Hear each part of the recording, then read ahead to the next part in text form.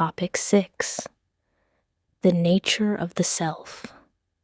Who are you, really? Are you this body that is born, grows old, and dies? Are you the mind that thinks, worries, and constantly changes? Or are you something much deeper, something that remains completely unchanged through every single human experience? Sri Ramana Maharshi gave a revolutionary and direct answer. He stated that the self is not a goal we have to achieve in the future. The self is already what we are: pure existence, pure consciousness, and pure bliss. Welcome back to the fifth element. In this episode, we will strip away the layers of intellectual imagination and explore the absolute, raw reality of your true nature in much greater detail. How shall I gain practical realization? Realization is nothing to be got afresh. It is already there. All that is necessary is to be rid of the thought, I have not realized. Stillness of mind or peace is realization. There is no moment when the self is not. Let this truth sink in. The self is not a distant reward or a state of mind that you must manufacture after decades of extreme spiritual effort. The self is already present, right here, right now. There is never a single millisecond when your true nature is absent. Consider deep sleep. When you drop off to sleep, you are no longer aware of your physical body, your career, your anxieties, or the physical world. Yet when you wake up, you confidently say, I slept well. Who was it that was present during that deep, blank sleep? You do not say in your sleep that you slept. You say it now in your wakeful state. The underlying awareness is the exact same across waking, dreaming, and deep sleep. When you wake up, you do not suddenly become the self. You simply become aware of the mind again. The problem is never that the self is missing. The problem is your deep-seated habit of identifying with the passing clouds of the body and mind. Who am I? How is it to be found? Ask yourself the question. The body and its functions are not I. Going deeper, the mind and its functions are not I. The next step is to ask, where from do these thoughts arise? The thoughts operate in the intellect. Then, who is aware of them? The analysis leads to the conclusion that the individuality of the person is operative as the perceiver of thoughts. This individuality is the ego. This is the foundational mechanics of self-inquiry. Look at it logically. You can clearly observe your physical body, its movements, its aches, its changes. You can observe your thoughts, your passing emotions, and your internal sensations. Because all of these are objective phenomena that you can perceive, they cannot be the real, ultimate perceiver. They are objects of your awareness, meaning you, the true subject, stand entirely prior to them. The body ages, thoughts arrive and dissipate, emotions spike and crash. But the silent background screen of awareness watching this entire show remains completely constant. That unchanging, unmoving presence is the self. Sri Ramana Maharshi emphasized that as long as we mistake ourselves for the changing container of the body and mind, suffering is guaranteed. The moment you recognize that you are the background space, suffering entirely loses its grip. What is Atman, Anatman, and Paramatman? The self is ever present. Each one wants to know the self. What kind of help does one require to know oneself? People want to see the self as something new, but it is eternal and remains the same all along. They desire to see it as a blazing light, etc. How can it be so? It is not light, not darkness. It is only as it is. It cannot be defined. The best definition is I am that I am. The ancient texts speak of the self as being the size of one's thumb, the tip of a hair, an electric spark, or subtler than the subtlest. They have no foundation, in fact. It is only being, but different from the real and the unreal. It is knowledge, but different from knowledge and ignorance. How can it be defined at all? It is simply being. We have been so thoroughly conditioned by relative knowledge that we constantly try to objectify the self. We want to turn enlightenment into a sensory experience, a flash of light, an intense vision, or a euphoric emotion. But Ramana tears down those expectations. Anything you can experience as a phenomenon has a beginning and an end. The self cannot be objectified because it is the very one looking. It is completely indefinable. Yet it is the most intimate, self-evident truth of your life. The basic feeling of your own raw being. What is the nature of the reality? A. Existence without beginning or end, eternal. B. Existence everywhere, endless, infinite. C. Existence underlying all forms, all changes, all forces, all matter, and all spirit. D. The one displacing the triads, that is, the knower, the knowledge, and the known. The triads are only appearances in time and space, whereas the reality lies beyond and behind them. They are like a mirage over the reality. They are the result of delusion. In our everyday life, our entire experience is broken up into what philosophers call the triads. There is you, the knower, there is the world, the known, and there is the process of seeing, knowledge. Ramana states that this entire three-part division is a mere psychological mirage. The self is the single, undivided sheet of pure consciousness that underlies all forms, matter, and spirit.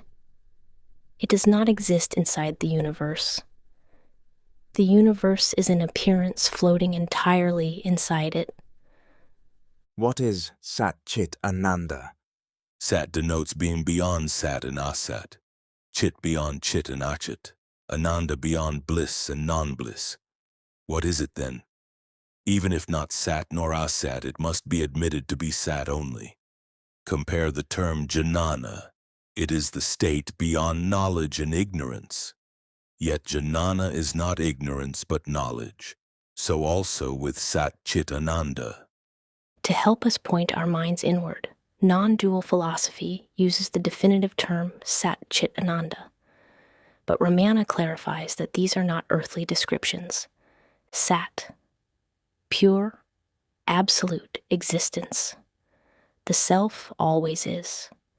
It was never born, and it cannot die. It is beyond existence and non-existence. Chit, pure, absolute consciousness. It is the unconditioned light of awareness by which you know the mind and the world.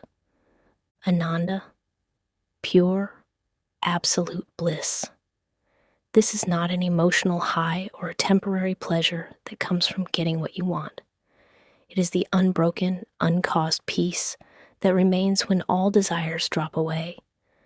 These are not three separate components combined together. They are simply three different facets of a single, indivisible diamond, the self. Is there only one self, or are there more selves? This is again due to confusion. You identify the body with the self. You think, here I am, here he is, there is another, and so on. You find many bodies and think they are so many selves. But did you ask in your sleep, I am sleeping here, how many are there who are awake? Does any question arise for the matter of that? Why does it not arise? Because you are only one and there are not many. Because our eyes see billions of separate physical bodies, Our minds naturally conclude that there must be billions of separate inner selves. Ramana completely dismantles this illusion with a flawless analogy. Think of a single sun shining high in the sky, with hundreds of water pots placed on the ground below it. The sun reflects inside every single pot. A foolish observer looks down and claims there are hundreds of different suns. But when you break the pots, the water spills away, the reflections disappear, and the single, unfragmented sun remains exactly as it always was. The bodies and egos are multiple, but the underlying self looking out of every pair of eyes is exactly the same. It is said that the self is beyond the mind, and yet the realization is with the mind. How are these contradictions to be reconciled? The self is realized with Marita Manas, a dead mind, that is, a mind entirely devoid of thoughts and turned inward. Then the mind sees its own source and becomes that. It is not as the subject perceiving an object.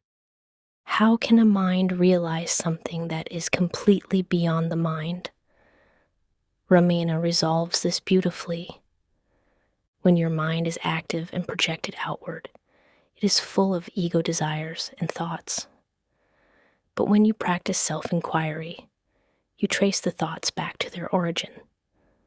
The mind turns sharply inward, away from external objects, and gazes directly at its own source. In doing so, the thinking mind quietens, dissolves, and dies. Marita Manas. It loses its separate identity and merges completely into the absolute sea of awareness. The mind doesn't look at the self. The mind dissolves into the self. We are reading the printed characters on paper, but ignore the paper, which is the background. Similarly, you are entirely taken up by the manifestations of the mind and you let go of the background. Whose fault is it? When the room is dark, a lamp is necessary to illumine and eyes to cognize objects. But when the sun is risen, there is no need of a lamp and the objects are seen. And to see the sun, no lamp is necessary.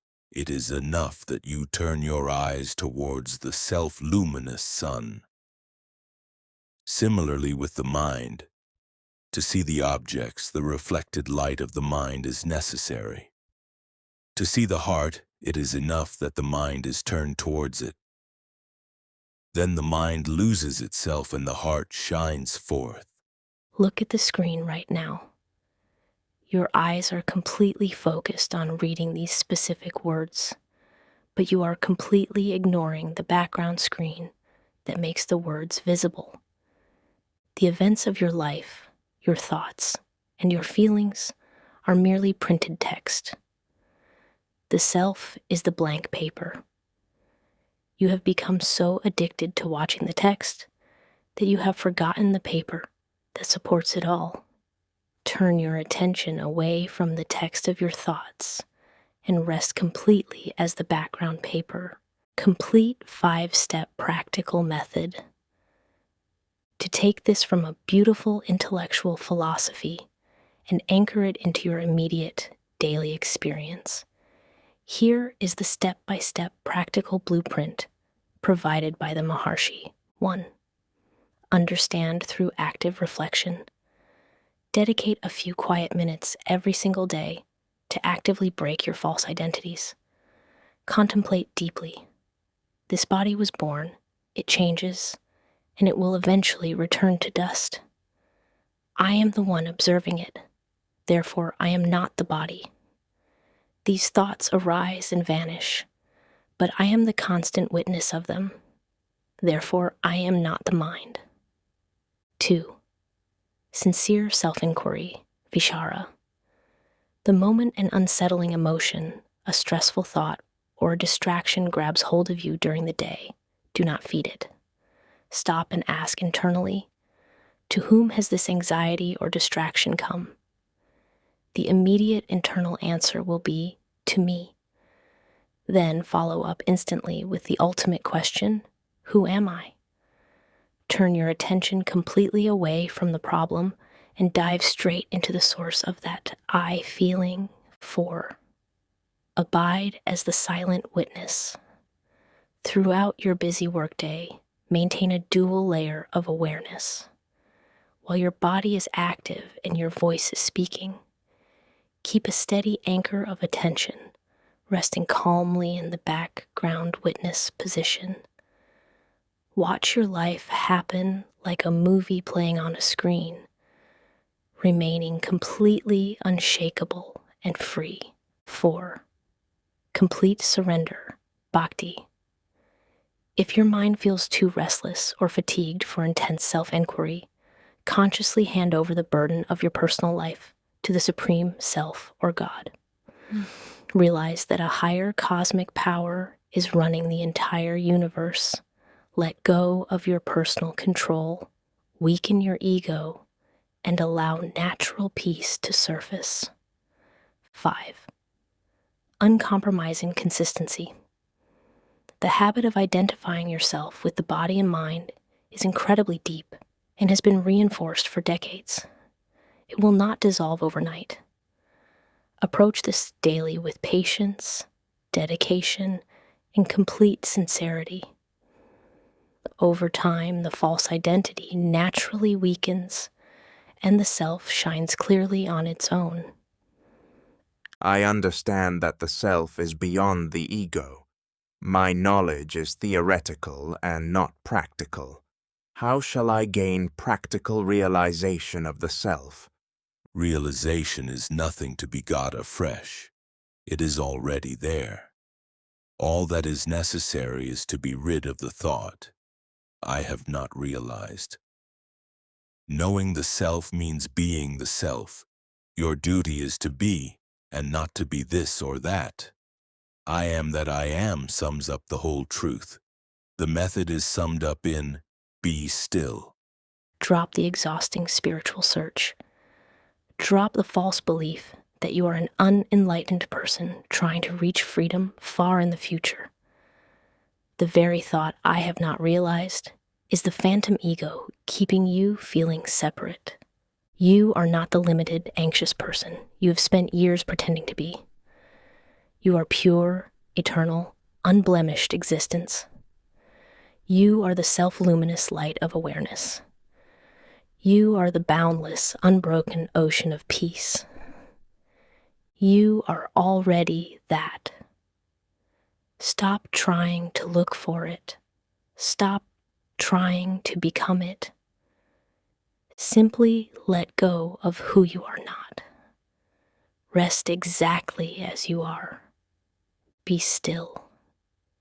Thank you for listening to this transmission from the fifth element. This teaching is not meant to be listened to just once as entertainment. Return to this script. Contemplate it deeply. Put it into real-time practice throughout your day. In our next episode, we will pivot directly into the mechanics of the practice. Meditation, how to do it correctly according to Sri Ramana Maharshi. Until then, recognize your true nature. Remain as the self, and then be still.